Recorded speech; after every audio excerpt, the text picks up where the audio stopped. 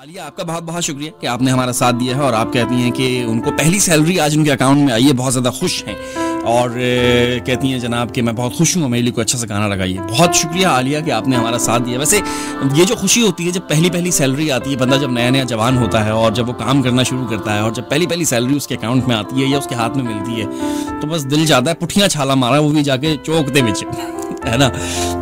मुझे याद है मेरी पहली तनख्वाह थी 4000 रुपये, तकरीबन 2003-04 में पहली जॉब मेरी एक गारमेंट की एक एजेंसी थी, उसमें मैंने काम किया था कराची में। तो जब पहली तनख्वाह मुझे मिली थी तो मैं बड़ा ही खुश था यार, बड़ा इतना मतलब मुझे मेरा बस नहीं चल रहा था मैं क्या करूं। खैर तनख्वाह तो जब भी मिलती है बड़ा खुशी होता है इंसान।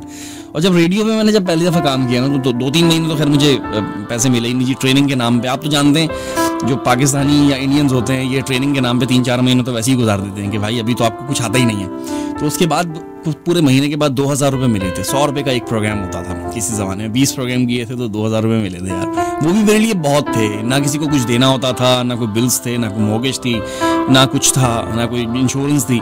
तो जो पैसे मिलने थे वो ना घर वालों को देने होते थे, तो जो होता था वो बस जेब में आता था। तो वो भी बहुत हुआ करते थे किसी ज़माने में। मुझे अच्छी तरह से याद है कि हमारे स्टेशन मैनेजर होते थे हाजी अब्दुल हमीद साहब, वो जनाब हमारे डायरेक्टर्स आए हुए थे इस्लामाबाद से।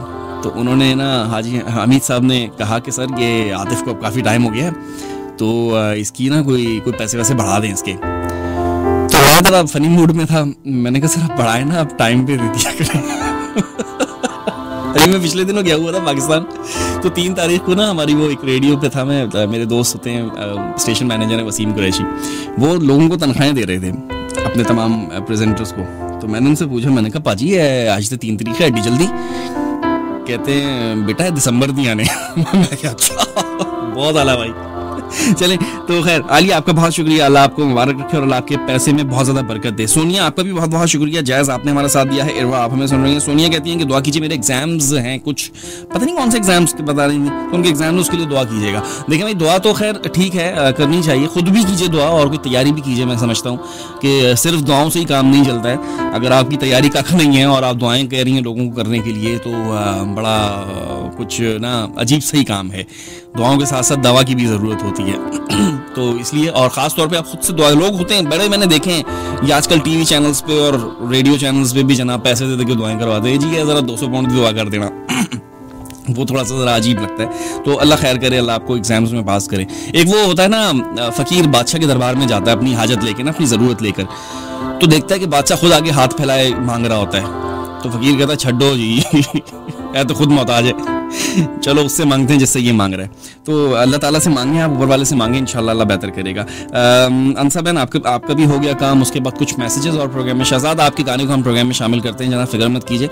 और कहाँ गए आप, तो आ जाइए भाई सामने जी। वकास भट्ट आपका बहुत बहुत शुक्रिया कि आपने हमारा साथ दिया एक बार फिर से। दाऊद हमें बहुत शुक्रिया कह रहे हैं। फैसल आपका भी बहुत बहुत शुक्रिया। और शमीम आपका शुक्रिया। शमीम कहती है मेरे हस्बैंड बहुत गुस्सा करते हैं, उनसे कहेंगे गुस्सा कम करें, कोई कॉम्प्रोमाइज़ नहीं करते हैं।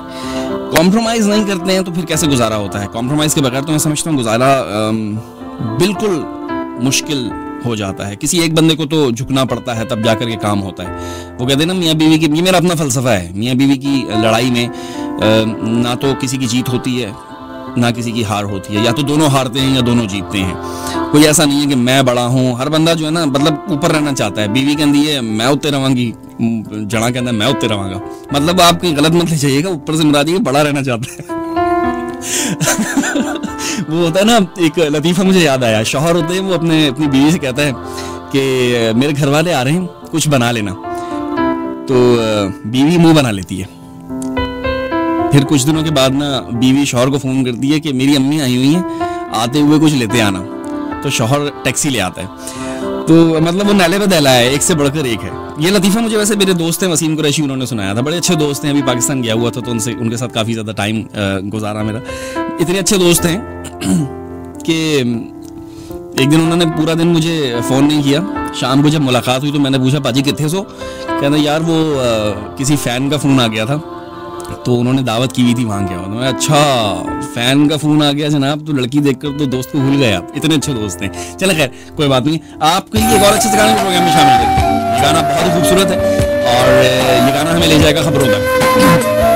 1 56 मिनट हो चुके हैं आतिफ मसूद के साथ साथ। 02175312996 पर आप हमें फ़ोन कर सकते हैं, 074-1296-1296 पर आप हमें टेक्स्ट कर सकते हैं, और atif@radioxl.net पर आप हमें ईमेल भी कर सकते हैं।